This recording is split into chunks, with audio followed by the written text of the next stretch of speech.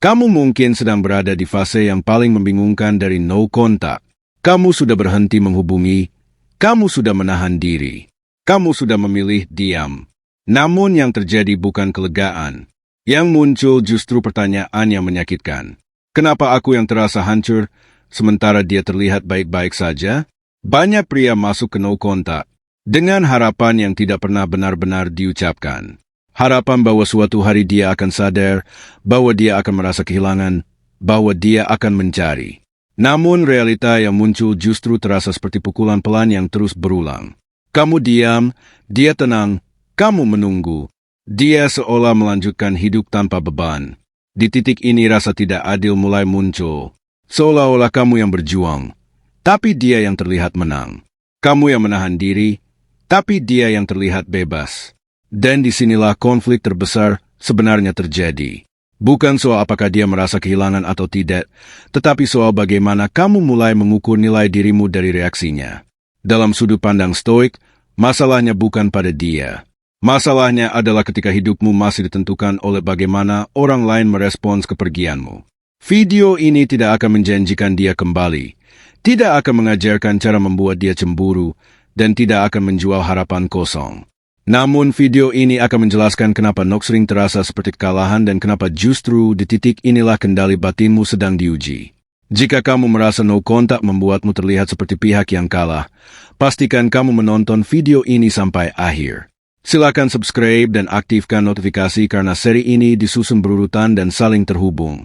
Sekarang mari kita masuk ke inti pembahasan tentang kenapa kamu bisa memilih diam namun tetap merasa tertinggal sementara dia terlihat melangkah tanpa menoleh lagi. Poin 1. Kamu diam, tapi masih menunggu reaksinya. Poin S. Kamu diam tapi masih menunggu reaksinya. Di permukaan, kamu sudah melakukan no contact.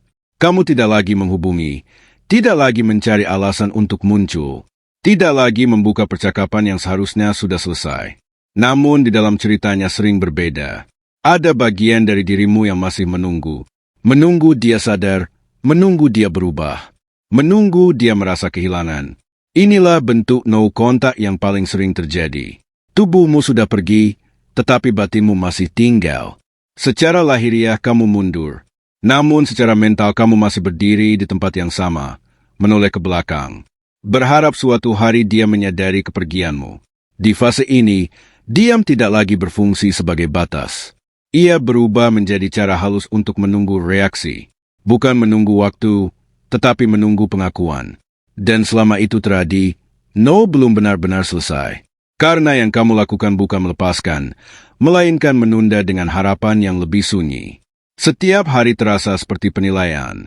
Setiap jam terasa seperti ujian. Bukan tentang bagaimana hidupmu berjalan, tetapi tentang apakah dia mulai mencari. Dalam psikologi ini adalah bentuk ketergantungan terselubung.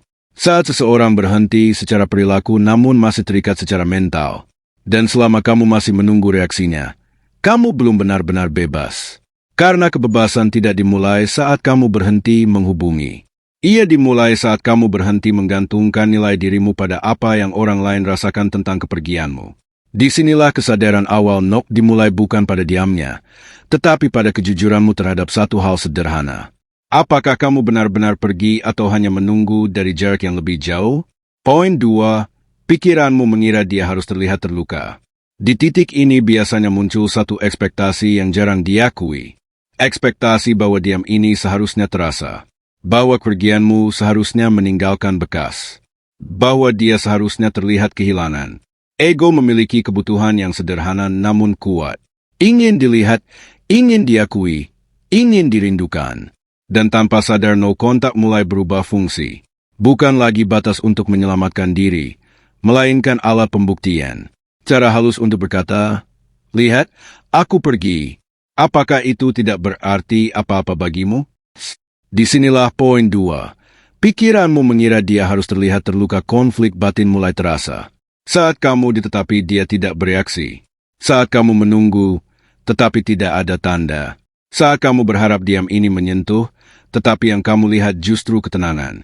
Dari situlah muncul rasa yang lebih menyakitkan dari rindu. Rasa ditolak, rasa tidak dianggap, rasa seolah-olah keberadaanmu tidak pernah penting. Padahal yang sebenarnya terjadi bukanlah kehilangan. Yang terjadi adalah kecewaan karena tidak direspons. Kamu tidak sedang sedih karena hubungan berakhir. Kamu sedang terluka karena egomu tidak mendapatkan pengakuan dari orang yang dulu menjadi pusat duniamu. Disinilah jebakan paling halus dalam nok bekerja. Saat nilai dirimu mulai diukur dari ekspresi orang lain. Dalam psikologi ini disebut kebutuhan validasi yang belum selesai. Keinginan untuk memastikan bahwa kamu penting melalui reaksi orang yang sudah pergi. Dan selama dia masih kamu gunakan sebagai alat pembuktian, kamu belum benar-benar pergi. Kamu hanya mengubah cara meminta pengakuan. Di titik ini, no contact menuntut kedewasaan batin. Bukan hanya berani pergi, tetapi juga berani tidak diakui oleh orang yang kamu tinggalkan. Poin 3. Media sosial menghancurkan persepsimu. Poin 3. Media sosial menghancurkan persepsimu. Setelah no contact berjalan, biasanya ada satu hal yang paling sering merusak ketenangan batin, media sosial. Kamu membuka story-nya, melihat satu unggahan, melihat senyuman, melihat aktivitas, melihat hidup yang seolah tetap berjalan seperti biasa.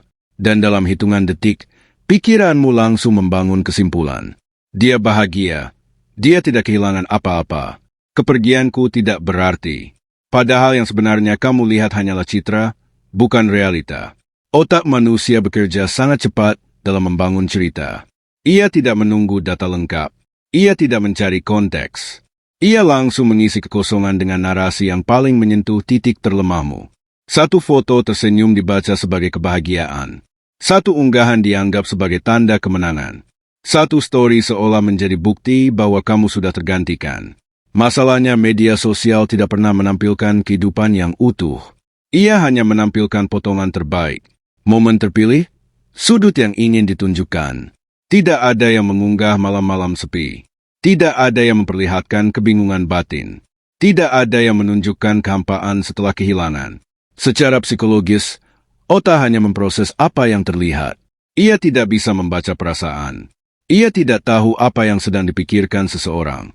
Ia hanya bekerja dengan gambar bukan kenyataan. Dan disinilah kamu mulai menyiksa dirimu sendiri. Bukan oleh fakta, tetapi oleh cerita yang kamu bangun dari potongan kecil yang belum tentu benar. Kamu mengira dia baik-baik saja, padahal kamu tidak tahu apapun tentang malamnya, tentang sepinya, tentang pikirannya. Inilah distorsi persepsi saat kamu menganggap tampilan sebagai kebenaran dan membiarkan imajinasi mengisi sisanya. Dan selama kamu masih membaca hidupnya dari layar, kamu belum benar-benar melepaskan dirimu dari hubungan itu. Poin 4. Kamu merasa kalah karena kamu masih membandingkan. Poin kamu merasa kalah karena kamu masih membandingkan. Di fase ini tanpa sadar, hidupmu berubah menjadi ruang perbandingan. Bukan lagi tentang pulih, bukan lagi tentang berdiri kembali, tetapi tentang siapa yang terlihat lebih dulu baik-baik saja. Kamu mulai menghitung dalam diam. Siapa yang lebih cepat tenang? Siapa yang lebih cepat tertawa? Siapa yang lebih cepat lanjut hidup? Dan tanpa kamu sadari, hubungan yang sudah selesai itu berubah bentuk. Bukan lagi dua orang yang berpisah, tetapi dua orang yang dinilai siapa yang lebih kuat. Masalahnya ini adalah perbandingan di tempat yang keliru. Karena kamu membandingkan hidupmu dengan potongan hidupnya, perasaanmu dengan citranya, proses batinmu dengan tampilan luarnya. Setiap kali kamu merasa hari ini masih berat lalu melihat dia tampak ringan, pikiranmu langsung menarik kesimpulan cepat. Aku kalah, padahal yang sebenarnya terjadi bukan kekalahan. Yang terjadi adalah kamu sedang menaruh harga dirimu di sesuatu yang tidak bisa kamu kendalikan. Dalam stoisme ada satu garis pemisah yang sangat tegas. Dikotomi kendali.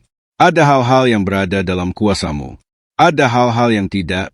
Hidupmu, sikapmu, prosesmu itu wilayahmu. Hidupnya, perasaannya, cara dia menjalani hari-harinya. Itu bukan. Namun selama kamu masih membandingkan, kamu mencampur dua wilayah itu. Dan setiap kali kamu mencampurnya, kamu selalu merasa tertinggal karena kamu menilai dirimu dari sesuatu yang tidak pernah bisa kamu atur. Di titik ini, No mulai kehilangan maknanya. Bukan karena kamu masih mencintainya, tetapi karena hidupnya masih menjadi tolok ukur hidupmu. Dan selama kamu masih mengukur dirimu dari langkahnya, kamu belum benar-benar berdiri di kakimu sendiri. No bukan tentang siapa yang terlihat menang. Ia tentang berhenti menaruh harga dirimu di kehidupan orang yang sudah memilih jalan lain. Dan dari sinilah kebebasan batin mulai mungkin terjadi. Poin 5. Yang kamu sebut, dia tidak kehilangan. Sebenarnya proyeksi egomu. Poin L yang kamu sebut dia tidak kehilangan sebenarnya proyeksi egomu. Ada satu kalimat yang sering muncul setelah no contact. Dia kayaknya gak kehilangan apa-apa. Kalimat ini terasa seperti kesimpulan. Seolah-olah kamu sedang membaca kenyataan. Padahal yang sebenarnya kamu baca bukan perasaannya, melainkan isi kepalamu sendiri. Kamu tidak tahu apa yang dia rasakan saat sendiri. Kamu tidak tahu apa yang dia pikirkan di malam hari. Kamu tidak tahu apa yang dia sembunyikan di balik ketenangan yang terlihat. Namun pikiranmu tetap menyusun cerita. Mengisi kekosongan dengan asumsi, menarik kesimpulan tanpa pernah benar-benar tahu. Dan dari sanalah luka baru muncul. Bukan karena dia bahagia, tetapi karena kamu merasa tidak berarti. Di titik ini yang berbicara bukan logika. Yang berbicara adalah ego. Ego ingin merasa penting. Ego ingin diyakinkan bahwa kepergianmu terasa. Ego ingin meninggalkan jejak. Bukan karena kamu ingin kembali, tetapi karena kamu ingin diingat. Ada perbedaan besar antara pergi dengan tenang dan pergi sambil berharap dikenang. Saat kamu berkata dia tidak kehilangan, yang sebenarnya kamu katakan adalah aku ingin berarti lebih dari ini. Ini bukan tentang dia. Ini tentang kebutuhan batinmu untuk diakui. Dalam psikologi ini disebut ilusi pembacaan pikiran. Kamu merasa tahu isi kepalanya padahal yang kamu dengar hanyalah gema dari egomu sendiri. Dan selama kamu masih ingin meninggalkan bekas di hidupnya, kamu belum sepenuhnya keluar dari hubungan itu. No contact bukan tentang membuat orang lain merasa kehilangan. Ia tentang membebaskan dirimu dari kebutuhan untuk diingat oleh orang yang sudah pergi. Karena saat kamu tidak lagi membutuhkan pengakuannya, disitulah kamu mulai benar-benar berdiri. Bukan sebagai seseorang yang ingin dikenang, tetapi sebagai seseorang yang tidak lagi menggantungkan nilai dirinya pada ingatan orang lain. Poin 6. No contact tidak pernah bertujuan membuat dia kehilangan. Poin 6. No contact tidak pernah bertujuan membuat dia kehilangan. Di titik ini ada satu kesalahpahaman besar yang perlu diluruskan. No contact bukan strategi manipulasi, bukan taktik agar dia tersiksa. Bukan cara halus untuk membuat dia menyesal, dan bukan bentuk balas dendam yang dibungkus dengan diam. Namun banyak orang masuk ke NOC dengan harapan tersembunyi. Kalau aku pergi, dia akan sadar. Kalau aku menghilang, dia akan merasa kehilangan. Kalau aku tidak ada, dia akan menyesal. Saat harapan itu tidak terjadi, yang muncul bukan ketenangan, melainkan rasa kalah, rasa gagal.